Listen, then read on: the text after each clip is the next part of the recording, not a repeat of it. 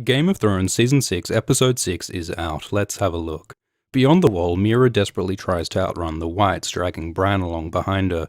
You got to admire her loyalty. Instead of dumping Bran and saving herself, she continues to risk her life to protect him. She must really believe what the Raven claims, that Bran is important for the war to come against the White Walkers. Anyway, while Meera does all the work, Bran is tripping balls, having visions of the future and past. He sees winter and weirwoods and ravens, which are associated with greensight, the magic of his visions. He sees Daenerys and her dragons, including one shot of a dragon flying over King's Landing. He sees Whites and White Walkers and the Night King and the Night King's creation by the Children of the Forest. He sees that one time a White Walker took a baby to the far north and the Night King seemed to convert it into a walker.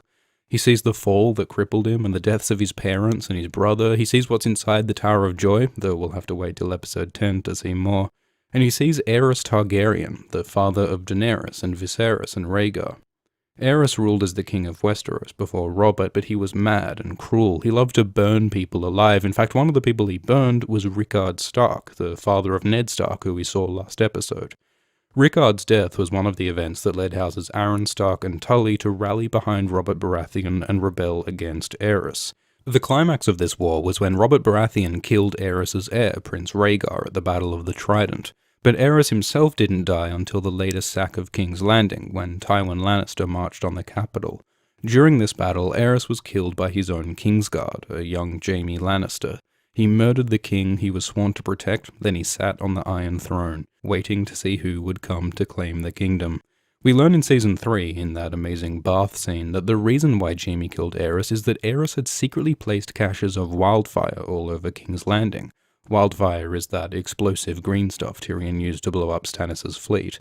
So Jaime learned that Aerys was planning to burn down King's Landing, and he saved the city by killing Aerys. But the thing is, those caches of wildfire are still down there, a powder keg right under the capital, just waiting for a spark.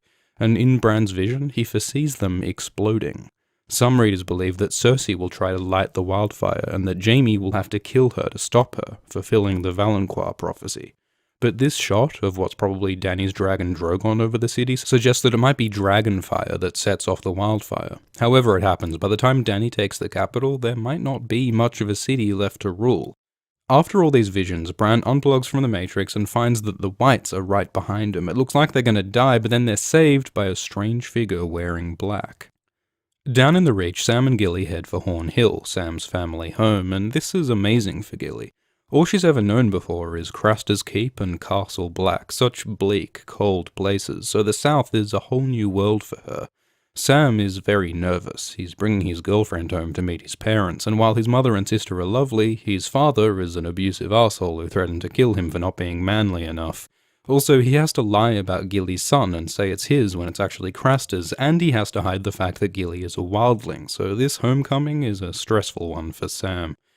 In King's Landing, Tommen talks with the High Sparrow, and Tommen is surprisingly cool with the idea of his wife Margaery being paraded naked through the city. The Sparrow lets Tommen see Margaery, and Marge appears to have given in to the High Sparrow's brainwashing. She says she once lied to make herself seem sweet and kind, but now she's found her faith. She says the gods have a plan for us all. Has Marge really suddenly become a good little Christian? In episode 4, she seemed not at all convinced by the Sparrow. But she did see her beloved brother Loras suffering, so maybe Margaery realized that she needed a change in strategy. Maybe she figures if she plays along with the Sparrows, she could get in a position to strike. Back at Horn Hill, Gilly and Sam have an awkward dinner with Sam's family. Sam mentions Gilly as a good hunter, and Randall disapproves. He's got strong ideas about what women should and shouldn't do. In the books, he meets Brienne and calls her a freak of nature and a curse upon her father for wanting to fight and be a knight. Randall finds out Gilly is a wildling, so he calls her a savage and a wildling whore. He goes on a rant about how Sam's a piece of shit for not being a big tough warrior, and while he allows Gilly and her baby to stay at Horn Hill, he kicks Sam out of his home. So Sam says farewell to Gilly, but then impulsively changes his mind and decides to bring Gilly and young Sam with him. And on his way out, he takes Heartsbane, Randall's priceless Valyrian steel greatsword, which seems like a really bad idea. Heartsbane is the Freudian pride of Randall's house. There is no doubt Randall will come after it. And what's Sam even planning to do with it? Valyrian steel can apparently kill White Walkers, but Sam's not going back to the Wall until he studied at the Citadel for a while. And what about Gilly? It's very romantic to take her with him, but she was offered a place at Horn Hill, the safest place she's likely to get to stay. Is it really fair on her or her infant child to take her away from that? Sam better have a plan here. Over in Braavos, Arya sees that play again, with their version of the Purple Wedding, with the pie, the wine when Joffrey dies, and Tywin's death by Tyrion. Arya enjoys seeing Joffrey die. She's wanted to kill him for a long time, but Cersei, played by Lady Crane, gives a speech about her grief at her son's death. And Arya seems moved. Maybe she wonders if killing really is the right thing to do. She does poison Lady Crane's rum anyway, but then she bumps into her on the way out, and they chat and they connect over their shared experience in acting. Crane asks her name, and Arya says Mercy, so later, Mercy shows mercy, running back and stopping Crane from drinking the poison at the last minute. So here, Arya makes her choice. She refuses to give up her sense of what's right. She refuses to give up who she is. She goes and she gets Needle from its hiding place, drawing it from stone like Excalibur, and this represents her re-embracing her connection to her family. In the books it says Needle is Robb and Bran and Rickon, her mother, her father, even Sansa. Needle is Jon Snow's smile. She is returning to her identity as Arya Stark, which means she's breaking from the Faceless Men. The waif sees all this and gets permission from Jaqen to kill Arya. It's interesting that the waif so obviously wants to kill Arya, just look at that bloody smirk, when as a faceless man she's not meant to care who she kills, she's meant to have no desires or personality, she's meant to be no one. So, is the waif breaking her own rules? Maybe Arya will somehow exploit the waif's humanity to defeat her, because she's going to need some advantage. We've seen that the waif is a much better fighter than her. But however it goes down, this is a big moment. Arya's finally leaving the Faceless Men. In King's Landing, Jaime and the Tyrells come to confront the High Sparrow. Mace Tyrell, with his magnificent hat, gives an unconvincing speech, then the High Sparrow gives a great speech. He presents King Tommen, who he won over with the help of Margaery, and announces that the Crown and the Faith have united as one, as represented by the Kingsguard wearing crowns within stars as their new symbol, which is a bit like Stannis' fiery stag, the political symbol swallowed by the religious one. So, in one brilliant move, the Sparrow has merged his power with the power of the throne. He's taken all authority away from his opponents, by showing that the king is on his side, not theirs, and he's made a great show of this in front of all the city to win over the common people. This is masterful political theatre. This humble priest has made himself the most powerful man in the city, and just look at his smile, he knows exactly what he's doing. Afterwards, Tommen removes Jaime from the Kingsguard, which is a big deal. The Kingsguard is meant to be a lifelong position. Jaime is just the second person ever to be kicked out after Barristan. The guard has been Jaime's life since he was 15, so he'll really have to re-examine who he is and what he's doing with himself.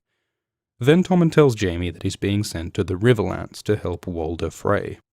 Walder Frey is the Lord of the Twins and the host of the Red Wedding that killed Robb and Catelyn in Season 3. Here we see him complaining because he lost Riverrun to the Tullys, and he commands his men to take the castle back. Walder seems mostly motivated by pride. He says he hated serving under the Tullys, that everyone's laughing at him, and he refuses to die until their laughter chokes. There are lots of characters like this in Game of Thrones, men who so need to feel important and respected and powerful that they rant at the people around them, shit all over their sons, and wage whole fucking wars. The dumb pride of powerful men has caused terrible damage in Westeros and in the real world.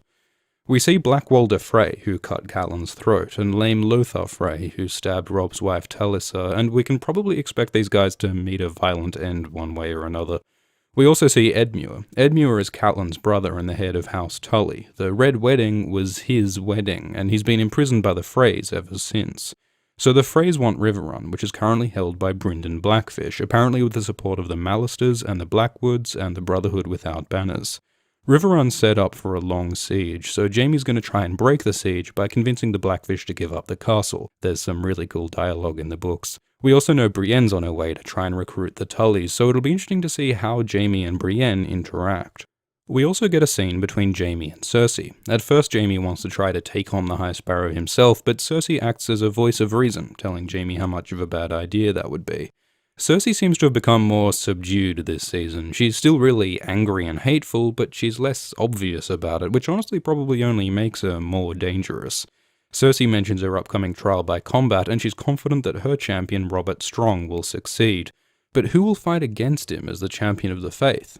Well, ain't saying he's a gravedigger, but yeah, this fight's gonna be huge. Back beyond the wall, the mysterious figure who saved Bran and Meera reveals himself to be long-lost Uncle Benjen, and he's looking worse for wear. He says he was stabbed in the gut by a White Walker and left to die, but then the children of the forest stabbed his heart with a blade of dragonglass, which apparently has turned him into some kind of a zombie. It's not clear how exactly all that works, but the point seems to be that he's now become a lot like the book character Cold Hands, a kind of a friendly walking corpse. Because like Cold Hands, Benjen now has black hands, which in Cold Hands' case indicates that he's dead. His blood has congealed in his extremities because his heart has ceased to beat. Also like Cold Hands, this new Benjen seems connected to the Three-Eyed Raven and the Children of the Forest. He seems to have been serving them these last few years. But what exactly was he doing? And what else does he know? And why did he join the Watch in the first place? Hopefully we'll get answers soon. Anyway, Benjen says Bran has now in some sense become the Three-Eyed Raven. He's like an avatar of the old gods, with all the powers and the knowledge of the Greenseers within him. We still don't quite know what that means or how it'll work, but we do know that he has great power, and that he'll have to learn to use it fast if he's to stand against the Walkers. On the way to Meereen, Daenerys chats with Daario. Apparently Dany needs 1,000 ships to carry her army to Westeros, and, well, who do we know who has 1,000 ships? Build me 1,000 ships. Daario also says that Dany's not a ruler, she's a conqueror, and he's totally right. Dany isn't much good at sitting on a throne and being a politician and making difficult decisions. What she's great at is sacking cities, leading armies, riding dragons, burning shit, and as if to illustrate the point, she flies in on Drogon, who is fucking huge now, and makes a speech from Dragonback about how she'll take over Westeros with her Dothraki behind her.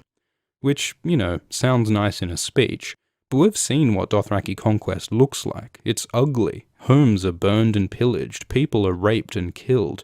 Is this the kind of conquest that Daenerys will lead? She's got 3 big dragons now. Will she use them to burn them all, just like her father, the Mad King? We'll have to wait and see. So a lot happened this week. Benjen's a zombie, Arya left the Faceless Men, Dany speaks from Dragonback, the Sparrow makes plays in the capital, Sam stands up to his dad, the Siege of Riverrun is set up, and Bran binge-watches the last few seasons of Thrones over Weirwood Net. We've got themes of family, with Sam and Bran and Benjen, and even Arya connecting with her past, and we see some great political theatre with Daenerys and the High Sparrow using symbols of power to give themselves authority. So while there weren't as many murders or tits or dicks this episode, we've got some solid exploration of identity and power. Thanks for watching, and thanks to all patrons supporting this channel on Patreon, including David Howe, Greg Aycock, Alex Kirkendall, Jake Berling, Devita Flores, Chris Amol, Stazgirl, Aletta, Fat Donkey, Brent Allen, X Domas, and Lucy Liu. Cheers.